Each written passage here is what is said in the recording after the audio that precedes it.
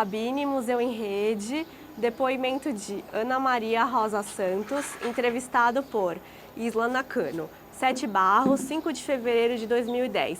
Realização Instituto Piábrios, Museu da Pessoa e Secretaria da Cultura do Estado de São Paulo. Entrevista número Museu em Rede, 7 Barras, CB 001. Bom, Ana, primeiro eu queria agradecer a sua presença aqui em nome do Museu em Rede, do Instituto Piábrios, da Secretaria da Cultura e do Museu da Pessoa. E aí, para a gente deixar registrado, eu queria que a senhora me falasse o seu nome completo, o local onde a senhora nasceu e a sua data de nascimento. Meu nome é Ana Maria Rosa Santos, eu nasci aqui mesmo, em 7 Barras, e no dia 11 de abril de 1956. E conta pra gente um pouquinho, qual que é a origem da família da senhora? A origem da minha família é a origem portuguesa, né? Meu avô era português, a minha bisavó era índia, então tem uma mistura bem grande. E a minha avó na época, a minha bisavó ou tataravó, agora não me lembro, ela foi assim, a história que eles contam é que ela foi pegada a laço, né? Os índios, eles capturavam os índios, domesticavam e depois casavam e aí vem a nossa família. Então a nossa família é Rosa, é Oliveira Rosa. Oliveira de Portugal. Então, e como que foi a infância da senhora? O que a senhora gostava de brincar? Quais as partes da cidade que a senhora mais gostava? A infância é bem diferente da infância de hoje. A infância era assim, brincar em árvores, pega-pega. As bonecas eram feitas de pano. Então, quando a gente via a mãe da gente confeccionando as bonecas, elas confeccionavam assim, elas pegavam palha de milho, fazia aquelas bolinhas e aí ia formando o rostinho da boneca. Depois colocava pano para fazer o corpinho e fazia o vestidinho. Aquele presente, aquela era a boneca mais linda. Hoje, as crianças de hoje têm tudo eletrônico, brinca 5 minutos e abandona, né? E a gente, é uma pena que a gente não tem guardado essas bonecas, né? Mas era a coisa mais linda. E é uma infância bem tranquila. E quais as partes da cidade que a senhora gostava? Onde vocês iam? Na verdade, a cidade era quase que um povoado, né? Quando na minha infância era quase que um povoado. Era as festas do padroeiro em junho, Natal e as missas. E a gente vinha, normalmente eu vinha a pé, que a gente morava no sítio. A população hoje está em torno de 67% é no rural. Naquela época eu diria que era mais, diria que em torno dos 90% era rural. Então a gente vinha ou a pé ou de charrete. Eu morava uns 3 quilômetros daqui da cidade, mas não tinha nada, era só um povoado, era uma vila. Então eu praticamente acompanhei todo o crescimento. E todo mundo se conhecia, vocês faziam algumas festas, se encontravam? Era fim de semana, era um fim de semana em cada casa. Então, assim, todo mundo era quase que parente, compadre, vizinho. Então, a agricultura, para você ter uma ideia, a agricultura é assim, eles plantavam. Então, um compadre plantava arroz, o outro plantava feijão, o outro plantava milho. E na colheita eles dividiam. Então, quem não plantou o arroz, pegava do outro compadre e assim eles iam fazendo. Então, eles tinham um celeiro que eles guardavam a alimentação e depois eles dividiam. Então, ninguém ficava em falta. Não tinha, na época, não tinha como tem hoje, ninguém trabalhava, ninguém recebia dinheiro. Eles produziam. Tinha a vaca, fazia o requeijão, vendia, trocava com ovos, trocava com feijão, trocava com arroz. Era mais ou menos uma troca. Me conta um pouquinho como que foi na escola, qual que foi a sua primeira escola, como que era a escola? A minha primeira escola foi o Plácido. Já na época, já tinha quando eu comecei a estudar, já tinha o Plácido, aquela primeira escola. E era uma escola normal. E era aqui em 7 Barras mesmo? Aqui em 7 Barras mesmo. O Plácido de Paulo e Silva. Inclusive ele foi professor aqui.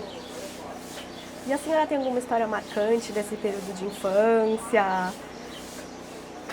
Uma coisa que significou muito para a senhora? Marcante não, marcante é só o jeito de se viver, né? A vida simples, a vida tranquila, sem sobressalto.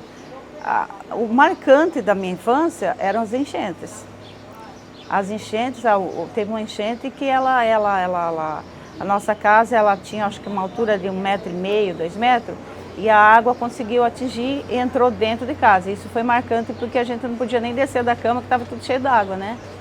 Então isso assustou um pouco, porque as enchentes para a gente que era criança eram brincadeira. A gente ia brincar, nadar para limpar o pasto, né? Meu pai falava, pode nadar, e a gente nadava o dia inteiro para que o capim não ficasse com aquela sujeira, com o resíduo da enchente. Então para a gente era tudo festa, né? E a senhora falou que a senhora acompanhou bastante esse crescimento da cidade. Como que foi isso? Como que a cidade foi crescendo? Quais as mudanças que a senhora foi percebendo enquanto a senhora foi crescendo também? A construção, por exemplo, começou a construção das ruas, o asfaltamento, a praça, a igreja, mais escolas, entendeu? Então a gente foi vendo cada dia crescendo mais. Entendeu? Então a gente acompanhou pôde acompanhar. Então hoje, quando eu olho uma foto, eu lembro, por exemplo, para a gente ir para registro, a gente tinha que pegar uma balsa, atravessar o rio de balsa. Então eu cheguei até estudar lá em registro e ia de balsa. Aí depois quando construiu essa ponte, nossa, que maravilha, né? Você poder passar com o carro em cima da ponte, é uma coisa assim bem marcante essa construção da ponte também, sabe? Que a gente vivia meio que isolado, né? E me conta um pouquinho, como que começou essa escolha profissional da senhora, de trabalhar na secretaria? A senhora trabalhou em outros lugares antes? Na verdade, meus empregos foram todos assim, praticamente a convite. Eu era 17 anos, o gerente do banco passou, me viu e perguntou para meu pai se eu não queria trabalhar no banco. Eu comecei a trabalhar no Bradesco, com 17 anos. Depois eu recebi um outro convite de um outro gerente para trabalhar no Banco Nossa Caixa, que hoje é o Banco do Brasil. Lá eu me aposentei. Fazia 6 meses que eu tinha me aposentado, aí eu estava lá no sítio, aí a prefeita Nilce foi com o vice-prefeito lá e me convidava para ser secretária da assistência social. Porque eu sempre desenvolvi na cidade esse trabalho, assim, na igreja, esse trabalho assistencial, né? E como eu, no primeiro momento assim, falei, não, eu não vou, eu acabei de me aposentar, né? Mas como para nós aqui foi primeira mulher prefeita, né? E eu adoro ela porque ela assim, uma mulher bem honesta, guerreira, sabe? Eu falei, não, eu também vou fazer parte dessa história. E aí eu aceitei e estou batalhando aí para que vale a pena trabalhar com ela, sabe? Muito bom trabalhar com ela. E nosso trabalho no social é um trabalho assim bem amplo, né? Que a gente trabalha com famílias, e a gente faz um trabalho com geração de renda, a gente faz um trabalho, tem bastante projeto com socioeducativo, com crianças de 0 a 14, de 14 a 21 anos. Então a gente faz um trabalho com a LA, Liberdade Assistida, com a prestação de serviço continuado, né, que os meninos que cumprem medida socioeducativa. Então é um leque bem grande e eu adoro fazer esse trabalho. E também ajuda o Fundo de Solidariedade. E me conta um pouquinho como que foi essa entrada das mulheres assim, na vida política de Sete Barras? Eu acho que foi um acontecimento marcante, sabe? E eu me orgulho muito disso, porque as mulheres elas têm um jeito novo de trabalhar, elas têm uma visão nova, elas têm, sabe, elas enxergam além do olhar dos homens, sabe? Não desfazendo de homem de jeito nenhum. Mas elas têm um olhar mais aguçado do que necessita, do que precisa a cidade. E eu tenho fé em Deus que ainda vou vivenciar essa cidade bem melhor daqui uns 2 anos. Porque o projeto, se dependesse da vontade das mulheres, já estava bem melhor a cidade. Mas como tudo é burocrático, como tudo demanda, né? Mas eu ainda tenho fé em Deus que a gente vai colher bons frutos dessa equipe de mulheres, né? Comandada pela prefeita, que é O prefeito e o vice-prefeito, que são as pessoas muito presentes e que dão uma abertura muito grande para a gente trabalhar. Então a gente tem assim um entrosamento muito bom. Isso aí é muito bom trabalhar. E o dia a dia de trabalho da senhora, dona Ana, como que a senhora vai visitar as casas? Me conta um pouquinho dessa dinâmica. A gente abrange todo o município. Então a gente tem, além da cidade, a gente faz um trabalho de geração de renda com as mulheres dos bairros. Então em cada bairro nós temos as mulheres produzindo. Então tem artesanato, tem a fibra de banana, tem todo um trabalho, a pintura, todo um trabalho feito nos bairros, corte e costura, manicure, sabe? Então eu acompanho toda essa... Nós temos em torno de 400 a 500 mulheres que fazem esse trabalho. Então é um trabalho bem gratificante. E fora o trabalho, o que a senhora gosta de fazer? Onde que a senhora sai para passear aqui no Sete Barros? Olha, eu saio, eu viajo quando posso, viajo, mas eu gosto mais de curtir meus netinhos. Tenho um netinho de 2 anos e meio, tenho um netinho com 6 meses, tenho um netinho para chegar semana que vem. 3 meninos. Pedro Henrique, Murilo e Breno. Então, a gente tem um sítio, fim de semana vai para o sítio, aí eles vão também, né? Então é bem gostoso. E aí quando vai viajar, leva todos eles. Aqui tem muitas cachoeiras lindas, tem muitos lugares maravilhosos para...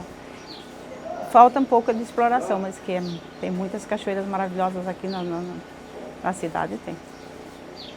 Como que a senhora vê que é explorada essa questão do turismo na cidade? Quem que vem visitar a cidade? Muito mal explorada.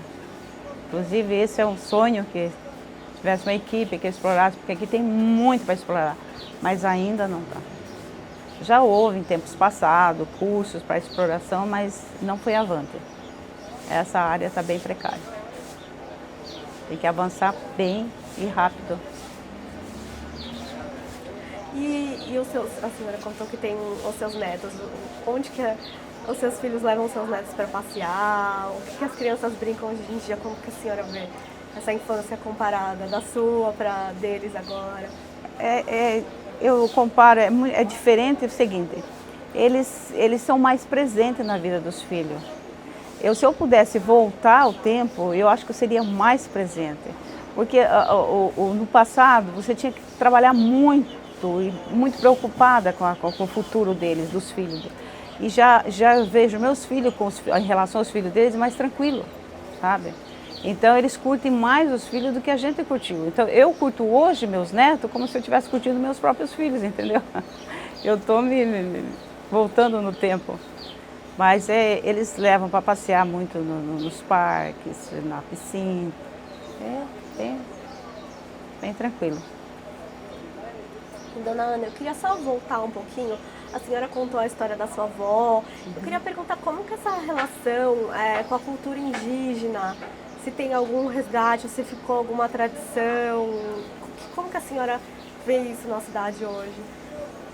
Eu creio que a gente tem, né? A gente tem uma reserva indígena, né? Aqui na cidade, mas não do próprio povo daqui, né? Que veio de fora, né? Guarani. Mas eu não vejo nenhuma, pelo menos na minha família, não tem nenhuma ligação.